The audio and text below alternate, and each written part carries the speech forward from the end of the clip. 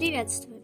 Недавно я вспомнила, что когда-то в 15-16 лет писала юэйный фанфик, точнее оригинал, и решила его перечитать спустя 6 лет. Судя по названию документа, с фантазией у меня проблем не было. Собственно, как и сейчас. На самом деле, я уже прочитала половину первой главы и решила, что просто не имею морального права оставлять публику без этого шедевра. Поэтому прошу, наслаждайтесь. Огромное извините, но на протяжении всего видео что-то будет неприятно потрескивать. Мой голос, например. Простите. Не изменяя себе и своей творческой натуре, первую главу я назвала «Глава 1». Сказать, что понедельники начинаются тяжело, в моем случае было бы неправильно. Они начинаются просто адски. Короче, неплохое представление главного героя, который сразу же нас встречает своим нытьем за жизнь. Мало того, что это первый рабочий день после выходных, так еще и приходится вести 5 уроков у всеми любимых цветов жизни. Он еще и учеников своих ненавидит. Да-да, моя работа заключается именно в том, чтобы внедрять в головы моих милых ученичков азы царицы всех наук — математики. У меня был какой-то фетиш на учителей, что ли, в тот период. Не сказал бы, что я жалуюсь на свою работу, а по-моему, ты как раз-таки жалуешься.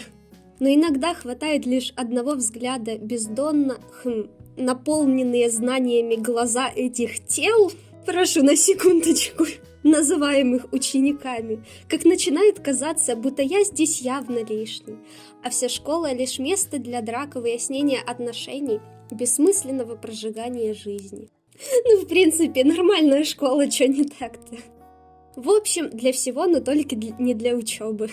Тяжело вздохнув и сделав очередной глоток черного чая, я устало взглянул на стопку тетрадей и листов с тестами. Кстати, дальше по сюжету выясняется, что действие происходит в Японии, и я не знаю, насколько популярна там практика того, чтобы учителя забирали домой проверять тетради и тесты. Там ведь, наверное, как-то более уважительно относятся к личному времени учителей и вообще работников, и они не работают вне рабочего времени, особенно дома, наверное.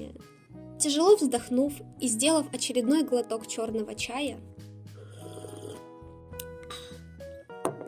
я устало взглянул на стопку тетрадей и листов с тестами. «Черт, да это никогда не закончится!» Выразил я негодование самому себе и резко опустил голову на стол, больно ударившись лбом. «Прекрасно! Может быть, ты такая язвительная, токсичная мразь, таким образом и выпилишься?» Потираю ушибленное место рукой и чуть ли не ежесекундно цокая, это как, типа...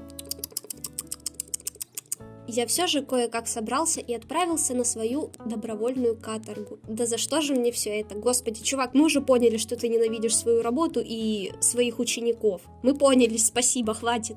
Как и ожидалось, день был мучительно долгим. Сначала пришлось отчитываться перед директрисой за непроверенные тетради, которые все еще покоились у меня дома.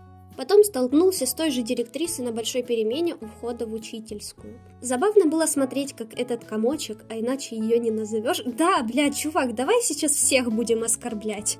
Пытается выбраться из приличной такой кучки рассыпанных документов. Господи, сколько тонн макулатуры же ты с собой носишь, что из него так сложно выбраться. Стараясь сдерживаться от смеха. Господи, ну ты и мразь. Я кое-как помог ей подняться, джентльмен все-таки. Ну вот не понимаю я, почему она на меня так взъелась? Может быть, потому что не надо на нее ронять стопку бумаг, а? Не в моих, наверное, силах понять эту женщину. Ну да, куда уж там тебе. Последние 2 урока прошли в относительном спокойствии. Ну как в спокойствии? Если не считать тех дурочек, которые пытались строить мне глазки, тем самым сводя всю мою серьезность на нет. Каким образом они сводили свою серьезность? Ты, блин, на них залипать начинал или чё? Или тоже начинал им строить глазки, подмигивать? То был бы вполне обычный урок, наверное. Такой альфач, наверное, должен быть. Ученицы с ним там заигрывают, глазки строят. Ну, блин, да. Любила я таких персонажей, наверное. Отложив тяжкие воспоминания на далекую полку, я со спокойной душой отправился домой. Я и сам не ожидал, что так долго задержусь в школе. Смеркаться начинает. Черт, действительно поздно уже. От моих раздумий меня отвлек грубый мужской голос, разносящийся где-то вдалеке. «Стоять, кому говорю, стрелять буду!» Я автоматически остановился на всякий случай, поднял руки вверх, выронив дипломат. Ну чё, нормальная же такая рядовая ситуация. Каждый день, блин, кто-то орёт, что будет стрелять на тебя. Ну, нормально, все в порядке, так и должно быть. Так как на улице кроме меня прохожих не было, я почему-то даже не сомневался, что этот голос был обращен именно ко мне. Я не знаю, мне правда нечего сказать. Через пару секунд снова послышался голос, орущий что-то невнятное, а следом за ним пару выстрелов. Не, вы серьезно? Ну все, маман, твой сынок теперь в законе. Прощай молодость, прощай свободу. Мало того, что это токсичная мразь, которая ненавидит всех вокруг, так он еще и порефлексировать любит. Если слышно, то это звуки моего фейспалма. Мне всего 23, почти ровесники. А я уже вынужден буду отбывать свои счастливые деньки в сырой, холодной камере. Откуда у тебя такие мысли, чувак? У тебя вообще не возникло мысли, что где-то за углом может какой-то, не знаю, маньяк или что-то еще бежать, и за ним гонится полиция или я хз? А за что, собственно говоря? Почему мне так не везет? Да, действительно, может быть, потому что ты мразь по жизни. Это карма, вселенная тебя наказывает. Я бы так и стоял дальше с поднятыми вверх руками. Ну да, действительно, стой дальше, можешь до вечера простоять. Причитая на свою нелегкую судьбу и чуть ли не плача. Это я сейчас плакать буду, я не понимаю, неужели мне действительно нравились такие персонажи? Если бы не вырулившее на меня из-за угла нечто. От резкого столкновения я не смог сдержаться на ногах и больно приземлился на 5-ю точку. Кстати, это нечто тоже приземлилось и тоже на меня. А почему тоже? Он тоже приземлился на твою 5-ю точку или что? Как оказалось, данное существо... давай сейчас еще будем оскорблять незнакомых людей. Нарушивший мой монолог с подсознанием парень. Нет, даже мужчина. А это так важно! Примерно моего возраста и чуть выше ростом. А как это ты так подметил, если вы оба сидите на твоей 5-й точке, судя по тексту? Черная лохматая шевелюра – это, пожалуй, первое, что бросилось мне в глаза. Причем буквально. Хо-хо-хо. Это я так в юмор пытаюсь. Длинные вьющиеся локоны плавно спадали на мое лицо, а я как можно аккуратнее и изящнее их отплевывал. Это типа как так, типа... Или, как? Прям картина маслом. Я из прошлого комментирую сама себя нормально. Правильно управляющая, очень, кстати, милая старушка, говорила: «Нехрен рот открывать, когда нет надобности». Еще один токсичный человек на мой фанфик. Почему бы и нет, давайте, собственно, 2. А еще глаза. Серые и, казалось бы, бездонные. Они тебе тоже бросились в лицо, как и волосы, или что? Но что больше меня поразило, так это то, что ни страха, ни паники в них не было. Наоборот, была какая-то искорка задорности, будто он получает своеобразное удовольствие от этой погони. Ну да, чуваку чуть задницу не прострелила. Суицидник хренов, удовольствие он от погони получает. Мысленно я попытался провести параллель с собой. Стоящий посреди улицы, напуганный, как нашкодивший котенок, я мог только с опаской поглядывать в сторону доносящегося голоса. И он, небо и земля. От этих раздумий меня отвлекла копна волос. Опять? Она вновь пошевелилась и начала отдаляться. Господи, какая самостоятельная копна. А это точно не парик? Из этого я сделал вывод. Обладатель сей копны начал вставать с меня. Гениально! Я опять комментирую сама себя. Как такой гений, как я, еще не получил Нобелевскую премию? Пожалуй, в этот момент у меня было слишком серьезное выражение лица, так как лохматый... Да, наверное, я буду называть его так. А я, наверное, буду называть тебя токсичной мразью. Сойдет? Не теряя своего спокойного и непринужденного вида, все же не смог подавить смешок. И я хотел было что-то возразить по этому поводу, но лохматый поднес к своим губам указательный палец, давая понять тем самым, чтобы я молчал. Яойная сеть уже закинута. За углом послышались уже знакомые мне голоса, и меня передернуло. «Где этот гаденыш? Кажется, за угол завернул». И тут до моего потерянного сознания начало кое-что добираться. Стоп, так это не в меня стрелять хотели? Ну да, чувак, не в тебя, а в лохматика.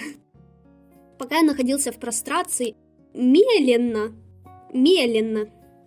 переваривая ту его кучу информации, которая внезапно свалилась мне на голову, А ты больше одной мысли за раз вести не можешь, да? Ты слышишь голоса, выстрелы, от этих голосов и выстрелов бежит какой-то чувак, врезается в тебя и намекает тебе на то, чтобы ты молчал. Ну, как бы вообще пазл не сходится, да? 2 плюс 2 равно 6. Медленно, нет, не медленно, медленно, переваривая ту его кучу информации, которая внезапно свалилась мне на голову, объект моих мыслей успел куда-то удрать. Ебать ты слоупок, конечно. Кажется, он завернул за соседнюю многоэтажку, находящуюся за моей спиной. Ну что ж, ладно, мешать не буду. А ты всегда по жизни такой пассивный, нет? С учетом того, что это яойный фанфик, кажется, у меня даже не было никакой дилеммы по поводу того, кто будет активом, а кто пассивом. Тут все понятно. Поднявшись на ноги, я отряхнулся и поднял свой дипломат, нагло развалившийся на тротуаре. Дипломат у тебя, судя по всему, такой же самостоятельный, как и парик лохматика, да? Не успел я и шагу сделать, как в меня снова что-то въехало. Но в отличие от предыдущего нарушителя моего равновесия, этот шкафчик в фуражке, как я уже успел его охарактеризовать. Да, давай дальше, продолжай оскорблять незнакомых тебе людей. И бровью не повел, а вот моей пятой точке снова пришлось горевать. Судя по тому, что это яойный фанфик, и судя по тому, что мы уже выяснили, что ты пассив по жизни, твоя пятая точка повидает еще немало приключений. Он стал в упор передо мной и зырнул на меня сверху вниз каким-то недобрым взглядом. Тут пробегал потлатый брюнет в гражданской одежде, примерно твоего роста. Скорее констатировал факт, чем спросил он. Знаете, судя по всему, кроме этих троих на улицах никого нет вообще. Чисто фоны и окружающая обстановка в Леди Баг. Главные герои, проезжающие раз в 5 часов машины и коробки зданий. Хотя, судя по всему, что тогда я жила в маленьком городе, и у нас действительно было не так уж много людей и машин на улице. Наверное, я думала, что во всех остальных городах так же или что. Куда скрылся? Из-за спины шкафчика вынырнуло что-то щупленькое, куцое и очкастое, и тоже в полицейской форме. Просто тут где-то в уголке экрана нужно поставить счетчик с моими возмущениями по поводу того, что хватит оскорблять людей. Узенькие и хитрющие глазенки очкарика буквально пожирали меня взглядом. Я и сам ношу очки, поэтому называть людей очкариками не в моей привычке. Знаешь, удивительно. Я бы не удивилась, если бы ты всех людей в очках называл очкариками. Причем, если бы ты их называл вот именно в пренебрежительной форме. Но глядя на это что-то... Хватит обзывать незнакомых людей. Но глядя на это что-то, другого на ум просто не приходит. А что тебе в принципе еще может прийти на ум, кроме оскорблений? Большие, нет, просто огромные круглые очки, похожие на очки-авиаторы, занимали чуть ли не половину лица и жутко отсвечивали. Чисто любой анимешный персонаж, который поправляет очки. Будто их обладатель желает прожечь своим лазерным взглядом землю до самого ядра. А почему лазерным? Очки отражают какой свет, солнечный или лазерный? Лазерный свет не отражается. Или это лазерные очки со встроенными лазерами? Что? Да и вообще, при одном лишь взгляде на эту парочку можно наложить изрядную такую кучу кирпичей для стройкомбината. Знаешь, я не сомневалась в твоих способностях. Мне стало действительно жалко паренька, будто он скрывается не от охранников закона, а от каких-то маньяков, желающих обобрать парнишку до трусов и пристрелить, чтоб не возмущался. А с чего тебе вдруг стало его жалко? То есть ты такой обзываешь направо и налево рандомных людей, а потом тебе внезапно становится жалко какого-то паренька, который бежит от полиции. Может быть, он маньяк, может быть, он убийца. Откуда ты знаешь, почему они за ним гонятся? Под их пронзительными взглядами я будто врос задницей в асфальт. Так и не набрав духа... Олё, это дух? Ты опять выходишь на связь, мудила. Так и не набрав духа, чтобы подняться, я указал пальцем в сторону торгового ряда, который находился в противоположной стороне от того места, где скрылся потлатый брюнет в гражданской одежде. Почему? Непонятно. Шкаф с очкариком прожогом метнулись в указанную мною сторону. Ни спасибо тебе, ни извините за то, что я имел наглость уронить вас своей тушей на холодный асфальт. Фу, как некультурно. Знаете, он Он мне напоминает сейчас моську, которая подтявкивает за спиной какой-то здоровой собаки. Ну чисто, чувак пришел, сбил, ты такой, блядь, наложил кирпичей, а когда они ушли, начал мысленно их поливать говном. Самый лучший персонаж просто ever во вселенной. Ну, могу сказать свое оправдание, у него хотя бы есть характер. Да, мерзкий, да, токсичный, да, он обзывает незнакомых людей и вообще всех подряд, но у него есть характер. Плохой, но есть. Вообще, не хотел я врать полиции и скрывать преступника или еще что-то в этом роде, но их наглость меня не просто поразила, а прямо-таки вывела из себя. Это ж надо! И эти люди охраняют мирную жизнь нашего городка? Это ж надо! И эта токсичная мразь обучает детей чему-то! Это они бдят ночами и борются с преступным миром. Это он доносит новые, светлые, полезные, хорошие знания в умы наших детишек. Да их же самих спутать с уголовничками плевое дело. Хватит оценивать людей по внешности. Да и паренька мне стало жалко. Почему-то мне не хотелось, чтобы он угодил в их склизкие лапы. Бррр, как вспомню, аж мурашки по коже. Вот типичный пример человека, который оценивает людей по внешности. Не нужно быть такими, не надо так делать, пожалуйста. Не будьте как главгерой этого фанфика, оригинала. Я снова встал, снова отряхнулся и снова поднял свой дипломат. Да что же за день такой? Я как можно быстрее прижался спиной к стене дома, боком добрался до того злосчастного угла, ставшего пусть и не главной, но причиной моих теплых встреч с тротуаром. Никого, слава тебе, Господи! Вы можете сейчас представить себе эту картину? Здоровый мужик, возвращаясь с работы, явно в деловом костюме, с дипломатом в руках, такой прислоняется к стенке и чисто мультяшно по-комичному добирается до угла и выглядывает из-за него. 15-летняя Неля пересмотрела аниме. За моей спиной послышался смешок, плавно перерастающий в дикий ржач. Тупо я, когда читаю этот фанфик. Я направил свой полный негодования взгляд в сторону источника сих столь неприятных в данный момент звуков. Точка моего кипения скоро взорвет мою голову. О, лохматик! Что? Лицо мужчины выражало явное недоумение. Зачем ты это вслух сказал, дебил? Черт, я что, сказал это вслух? Да, дебил. Чувствую еще чуть-чуть, и мое лицо полностью окрасится в цвет спелого помидора. То есть это, блин, Ну вот я же говорю, типичный пример какой-то мелкой моськи, которая у себя в голове прям, я не знаю, жопы всем рвет, такой весь из себя классный, крутой, брутальный, сейчас всех обзову, всех незнакомых и знакомых людей, всех полью грязью, всех унижу в своей голове, а как только дело доходит до общения с реальными людьми, вот это вот начинается, то есть, Видя мое замешательство, брюнет усмехнулся. Спасибо. Ну еще бы, блин, не спасибо. Я выдохнул с облегчением и отвел взгляд. Мужчина подошел ко мне вплотную и, оперевшись правой рукой о стенку возле моего лица, буквально-таки навис надо мной. Ялойная сеточка погружается все глубже в море. Черт, на улице все еще ни единого прохожего. А чего можно ожидать от лохматика, я понятия не имею. Я ведь не знаю, почему он убегал от полиции. Ха-ха, вовремя ты одумался, молодец. Может, он маньяк какой-то? Да, может быть, он маньяк какой-то. Или еще хуже, убийца. Может, зря я соврал тем двум типам. Ну, полагаю, да, зря.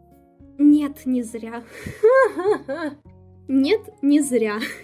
Брюнет все еще стоял надо мной и улыбался. От его улыбки мой страх рассеялся, и я даже набрался смелости. Тупо стоит над тобой чувак, одной рукой опирается об стену, ну такой типа сделал кабедон, и скалится во все 32. Ну то есть, вы представили ситуацию, да, еще он от полиции убегал. А этому дебилоиду все в порядке. Где твое чувство самосохранения, чувак? Ты действительно отсталый, ты с собой в дипломате носишь запасную хромосому или что? Сделав как можно более спокойный и серьезный вид, я посмотрел на него. И не побоялись же вы врать полиции? Ой, стойте, подождите. А, нет, все правильно, это я просто так странно расписывала подводки к диалогам. Все в порядке. Сделав как можно более спокойный и серьезный вид, я посмотрел на него. И не побоялись же вы врать полиции, Курокава-сенсей? Напомню, дело происходит в Японии, поэтому там японские имена. Почему? Потому что Неля аниме. Что? Откуда он знает мою фамилию? Я проследил за его взглядом, который был направлен на мою рубашку в области грудной клетки. Бейджик? Черт, опять забыл снять. Наша директриса вообще человек странный. Она заставила поголовно всех учителей и техперсонал носить бейджи, будто ученики настолько тупые, что даже имена своих преподавателей запомнить не могут. Ну, знаешь, судя по твоим словам, да, они действительно тупые, и ты не намного лучше их. Мало того, что нам приходится носить их как обязательную составляющую рабочей формы, так еще и за личные средства пришлось делать. Нашел чему возмутиться, тебе жалко $1 на то, чтобы купить этот сраный кусок пластмассы и распечатать бумажку со своим именем, или ну почему ты опять возмущаешься? Нет, я конечно же не жмот, знаешь, а по тебе не скажешь. И не обнищаю от такой суммы, но имела бы хоть совесть сделать эти именные таблички за счет школы. Ну, в принципе, да, но хватит ныть, пожалуйста, хватит возмущаться на все подряд, ты, блин, как бабка около подъезда. В конце концов, не нам ведь это надо.